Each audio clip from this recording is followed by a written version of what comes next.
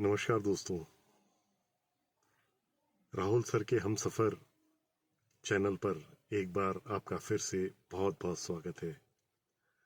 दोस्तों, आज मैं एक लंबे सफ़र पर निकल रहा हूं जो करीब 275 किलोमीटर्स का है और अपने हम सफ़र के रूप में आपको भी अपने साथ लिए चल रहा हूं, इस उम्मीद के साथ कि आप भी इस सफ़र का भरपूर आनंद उठाएंगे।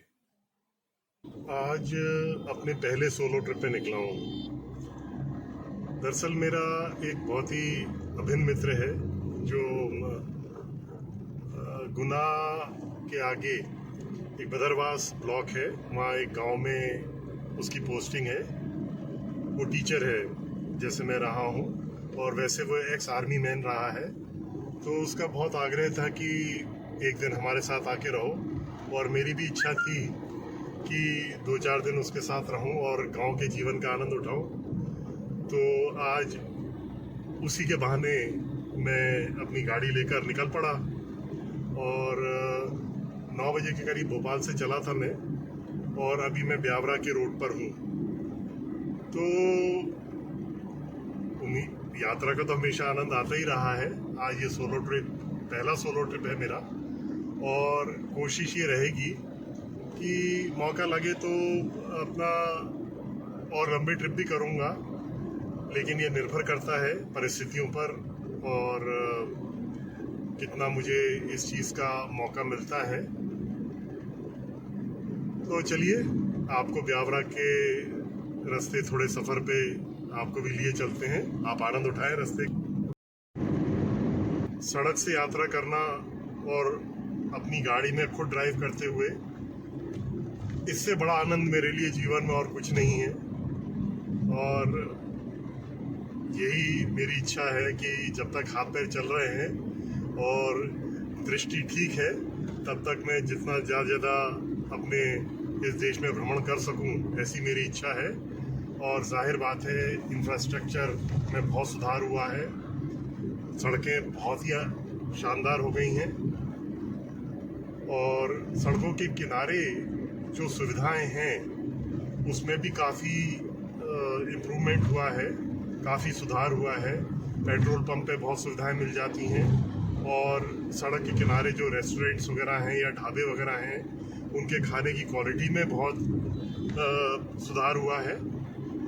बस एक चीज़ हमें हमेशा सड़क पे ध्यान रखनी रहती है कि किसी तरह की व्यग्रता ना हो, जल्दबाजी ना हो और आक्रोश ना हो। हम अपनी साइड पे रहें और एक धैर्यपूर्वक अपने वाहन को, अपनी गाड़ी को चलाते रहें, और अपने सड़क के किनारे जो दृश्य आते हैं या सामने जो दिखता है, आप जैसे देख रहे हैं कितनी खूबसूरत माहौल है, कितना खूबसूरत आसपास का वातावरण है, और कितना व्यवस्थित अब ये व्यवस्था होती जा रही है। तो इसका आनंद लेते हुए चलें। जैसा कि ये बोर्ड पे मैं पढ़ पा रहा हूँ, नरसिंहगढ़ अभी यहाँ से 53 किलोमीटर है, और फिर उसके बाद ब्यावरा पड़ेगा। सड़कों के किनारे ये बोगनवेलिया के जो पेड़ लगाए गए हैं, उन पे ये लाल गुलाबी फूल बहुत ही खूबसूरत लग रहे हैं, और यात्रा का इससे आनंद और बढ़ जाता है। और ड्राइविंग की या सफ़र की कोई थकान महसूस ही नहीं होती।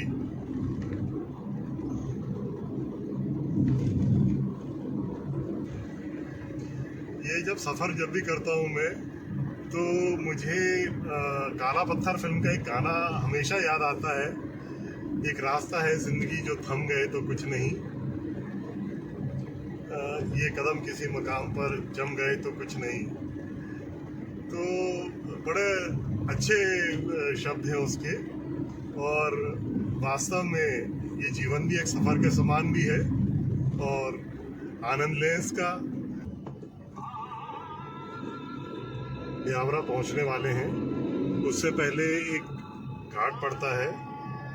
पहले यहाँ गाड़ी चलाना काफ़ी दिक्कत होती थी, काफ़ी उतार चढ़ाव बहुत था, लेकिन अब काफ़ी व्यवस्थित कर दिया है और चौड़ी सड़कें भी बन गई हैं और वो जो एलिवेशन है उसको भी काफ़ी कम कर दिया है, जिससे जो लदी हुई ट्रक्स रहती हैं, लोडेड ट्रक्स रहती हैं, उनको भी इसको पार करना अब उतना मुश्किल नहीं रहा जो पहले हुआ करता था। अब ये बड़ी आसानी से ट्रॉलर्स वगैरह होते हैं या लोडेड जो गाड़ियाँ होती हैं वो बड़े आराम से इस घाट को पार कर लेते हैं। अब ये घाट जैसा रहा भी नहीं। तो बड़ा मैं चाह रहा था कि हमारे जो देखने वाले हैं इस वीडियो को वो इसका भी रास्ते का आनंद उठाएं। तो ये रास्ता अब काफ़ी अच्छा हो गया है और यहाँ काफ़ी गाड़ी चलाना काफ़ी आसान हो गया है और सुविधाजनक हो गया है।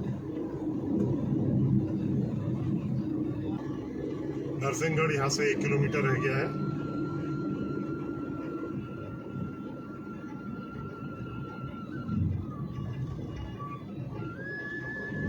नरसिंहगढ़ के लिए रास्ता कटता है सीधे हाथ से और ये रास्ता कोटा के लिए भी जाता है, कोटा राजस्थान।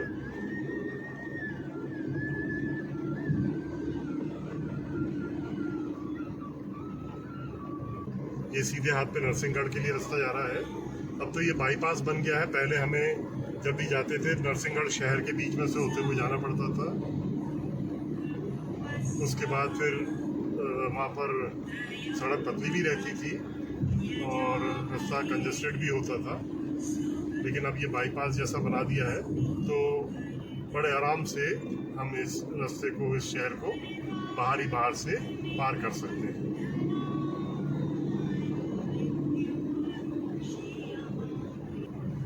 ब्यावरा यहाँ से 35 किलोमीटर दूर है।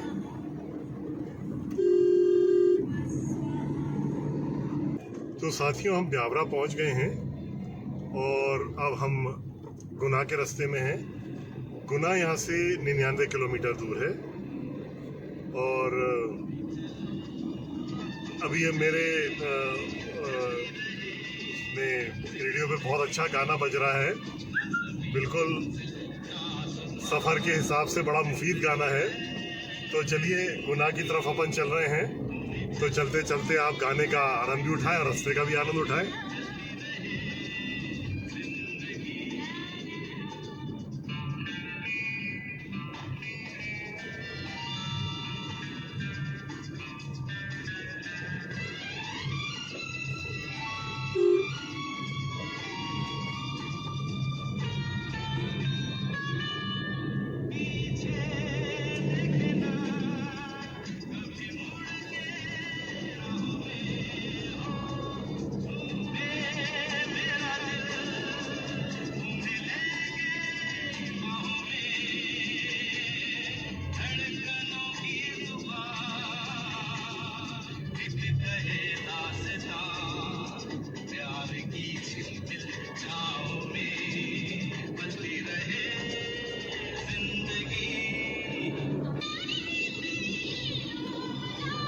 गुना यहाँ से 58 किलोमीटर है, 58 किलोमीटर्स। और फिर वहाँ से हमारा जो डेस्टिनेशन है, जहाँ हमें जाना है बदरवास, उधर से रास्ता कटेगा और वहाँ से हमारा अंतिम जो यात्रा का जो सफ़र है वो शुरू होगा।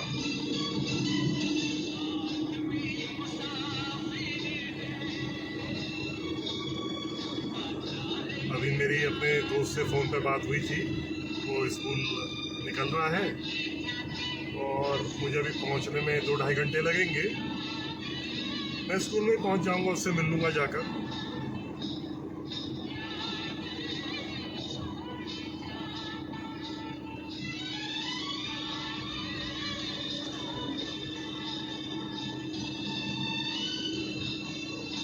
हम गुना पहुंच चुके हैं।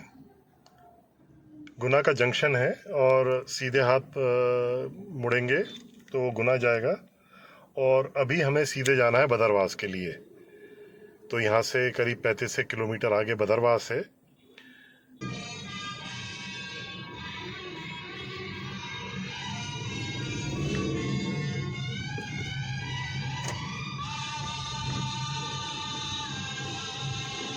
यहाँ से सीधे हाथ की तरफ से जो रास्ता है वो गुना के लिए कटता है, और अभी हम सीधा जो जा रहे हैं वो बदरवास की ओर जा रहे हैं। तो करीब 35 किलोमीटर सीधा चलना है। फिर उसके बाद देखते हैं कि हमारा जो GPS है वो क्या दिखाता है। तो अभी बदरवास की ओर चल रहे हैं। गुना हमने क्रॉस कर लिया है।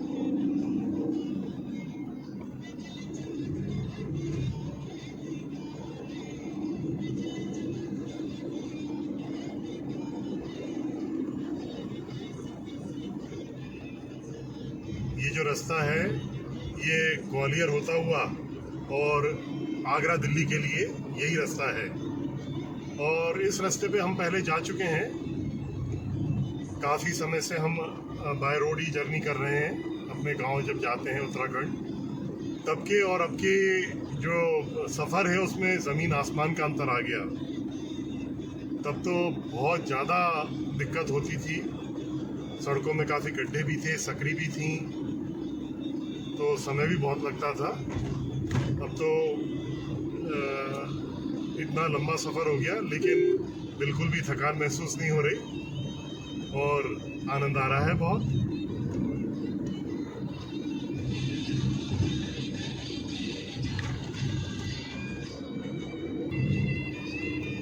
और जब मैं ये बड़े बड़े ट्रक्स देखता हूँ, ट्रॉलर्स देखता हूँ जो लोडेड देखता हूँ, तो चूंकि मैं ड्राइविंग करता हूँ तो मुझे सड़क पे ड्राइव करते समय जो परेशानियाँ होती हैं उसका थोड़ा बहुत आभास है। हालांकि मैंने ये बड़े ट्रक्स वगैरह हैवी व्हीकल तो कभी नहीं चलाए, लेकिन मैं ये समझ सकता हूँ कि जब रोडें सकरी थी और ओवरटेक करने के लिए या पास देने के लिए जगह नहीं रहती थी और सड़क के और उस किनारे के बीच में काफ़ी गैप रहता था, तो इन लोगों को कितनी दिक्कत होती होगी उस समय ड्राइव करने में।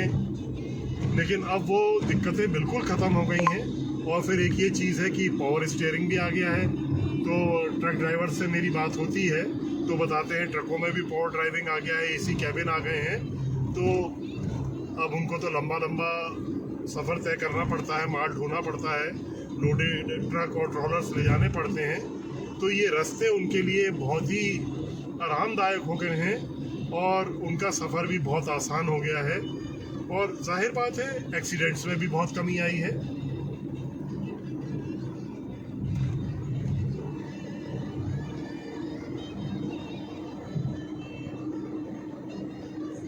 हाँ, ये बात है, सड़क कितनी भी सुविधाजनक हो जाए, कितने भी रास्ते चौड़े हो जाएं, लेकिन अगर आपने गाड़ी चलाते समय अपना धैर्य खोया तो फिर आप हमेशा खतरे में रहेंगे।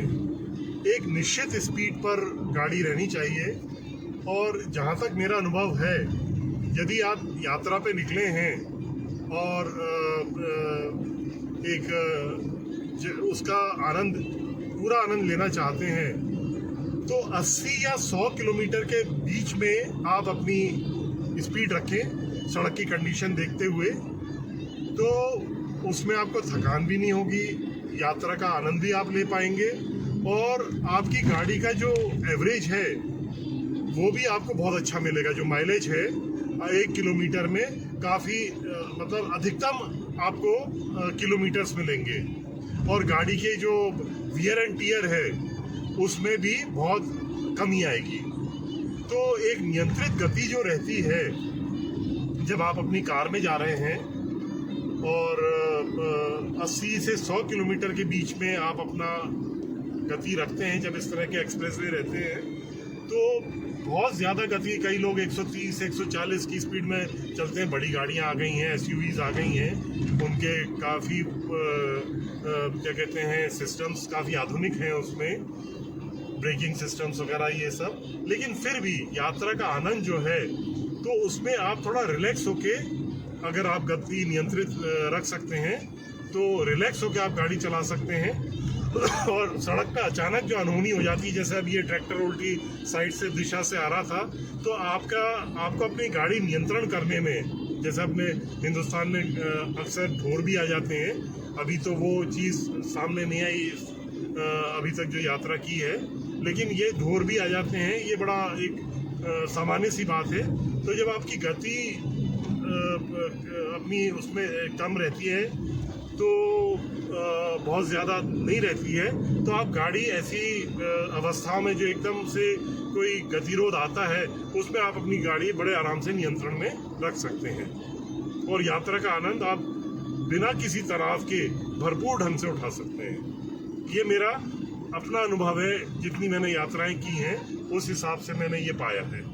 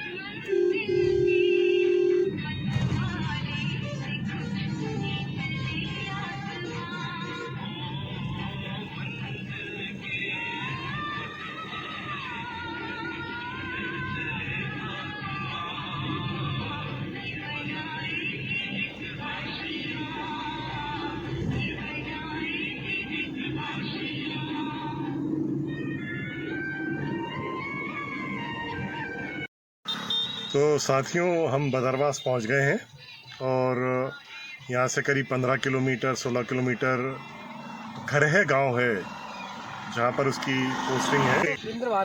इंद्र भानोजा जी मिले हैं, तो उन्होंने अभी रास्ता मुझे बताया है और बस इनके बताए हुए रास्ते पे मैं आगे बढ़ रहा हूँ। ठीक है जी, धन्यवाद धन्यवाद।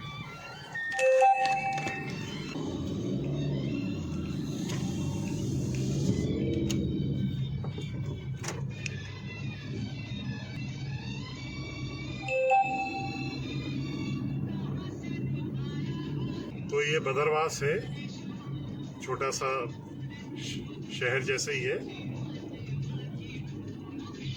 और यहाँ से करीब 15 किलोमीटर 20 किलोमीटर दूर हमारा डेस्टिनेशन है। अब हम खरे गांव की ओर जा रहे हैं। तो ये गांव के अंदर वाली सड़क है। अब हमने एक्सप्रेसवे जो हाईवे है वो छोड़ दिया है। तो मैं ये चाह रहा हूँ कि आप ये गांव के रास्ते का भी आनंद उठाएं। खेतों के बीच में से ये सड़क जा रही है होती हुई और हरियाली है चारों तरफ, शायद गेहूं लगा हुआ है और इसका आनंद लीजिए।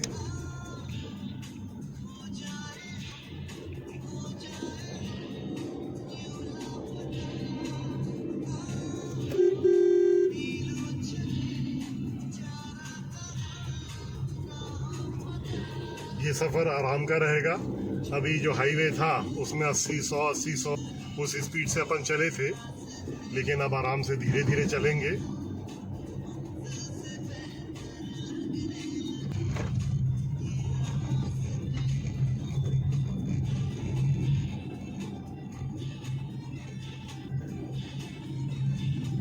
वैसे एक्सप्रेसवे में चलने में सुविधाएं तो रहती हैं, गाड़ी बड़ी इजी ड्राइविंग रहती है गाड़ी के लिए और स्पीड में भी चलती है, लेकिन जब खेतों के बीच में से कंट्री साइड वाला जो फीलिंग आता है, देहात वाला, उसका आनंद अलग है। वो एक्सप्रेसवे में वो चीज़ नहीं है जो ये आनंद यहाँ मिलता है। तो कहने का मतलब ये है कि अलग अलग तरह के रास्ते हैं और अलग अलग तरह के उनके आनंद हैं।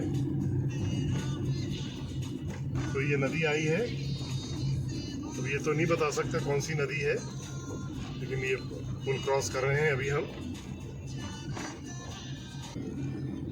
लेकिन फिर भी देख के बड़ा अच्छा लगता है कि हमारे इंटीरियर में जो गांव हैं बिल्कुल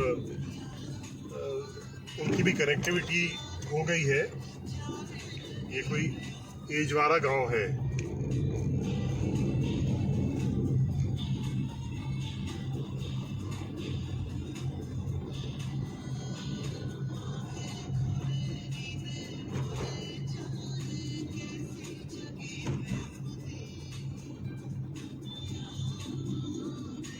यहाँ दोराहा है, मुझे पूछना पड़ेगा किसी से।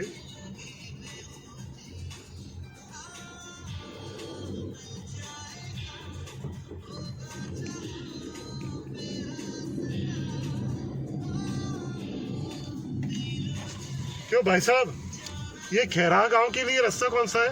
खैरा, हाँ खैरा गांव के खैरा जहाँ धूली है। कहाँ रास्ता कौन? खैरा नहीं और कोई गांव बताओ। अरे मैं एक मिनट बताता हूँ आपको। जो मुड़ गए नहीं, हाँ आगे जाने के पता है जोड़ पड़ेगा। अच्छा, खरे पहुँच जाएंगे। अच्छा धन्यवाद धन्यवाद।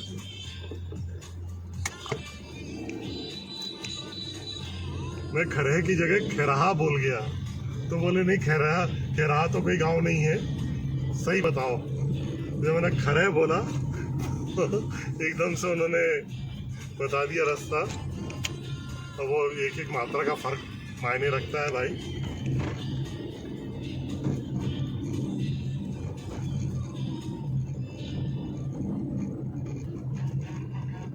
ये किशोर कुमार का गाना चल रहा है जिसके वर्डिंग्स हैं, हम तो हैं राही दिल के, पहुंचेंगे रुकते चलते रे। तो अभी वो रास्ता उसी टाइप का है। हाँ करीब करीब रास्ता कट ही गया।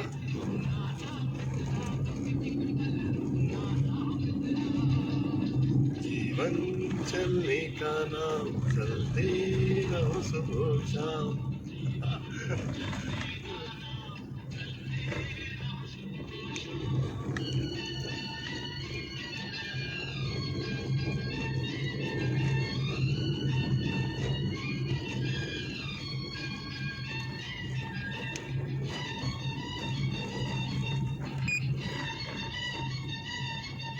कोई आगे टू व्हीलर में, खासतौर मोटरसाइकिल वगैरह पे कोई परिवार जा रहा होता है, छोटा बच्चा गोदी में होता है, तो मैं विशेष रूप से ध्यान रखता हूँ उसका।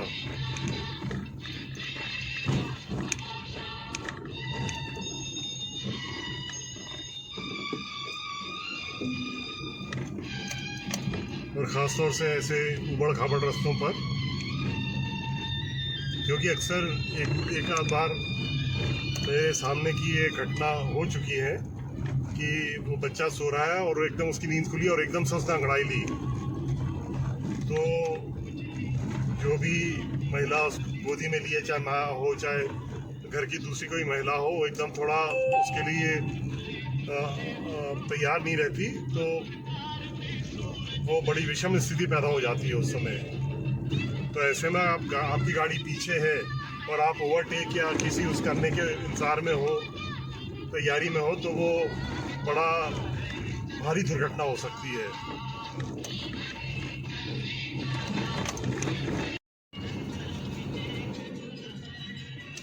ये मेरे साथी मिल गए हैं मुझे और उनकी सफ़ेद वैगन आर वो सामने जा रहे हैं और उनके पीछे मैं भी जा रहा हूँ।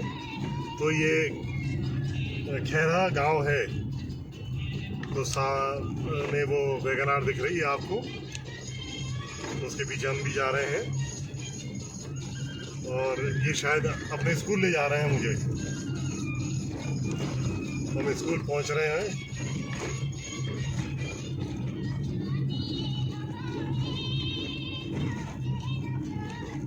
आखिर हम अपनी मंजिल पे पहुंच गए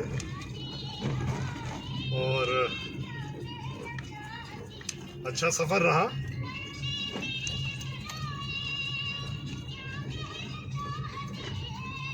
ये उतरे हैं गेट से, गाड़ी आएंगी जाएंगी, आगे लगा दूं किनारे पर।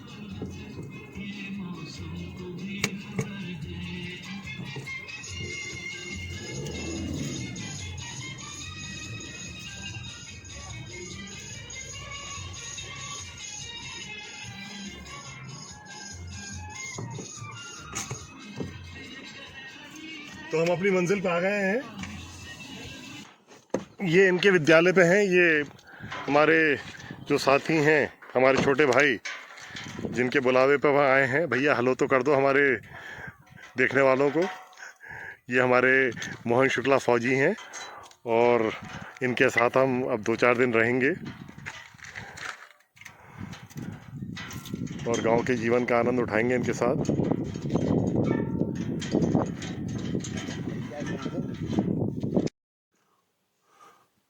उम्मीद करता हूं दोस्तों आपको मेरे साथ इस यात्रा में आनंद आया होगा और इसके अगले भागों में मैं आपसे खरह गांव में जो मेरा स्टे रहा है, जहां मैं गया हूं, और उसके बाद आगे मैं अपने दोस्त मोहन शुक्ला जी के साथ शिवपुरी गया हूं। वहाँ जो मैंने जो चीज़ें देखी उसका मैं ज़रूर आपसे साझा करूँगा उस विज़िट को। और आपसे फिर से रिक्वेस्ट है कि मेरे इस चैनल को अवश्य ही शेयर करें, सब्सक्राइब करें, लाइक करें। तो चलिए आपसे मैं फिर विदा लेता हूँ। धन्यवाद। नमस्कार।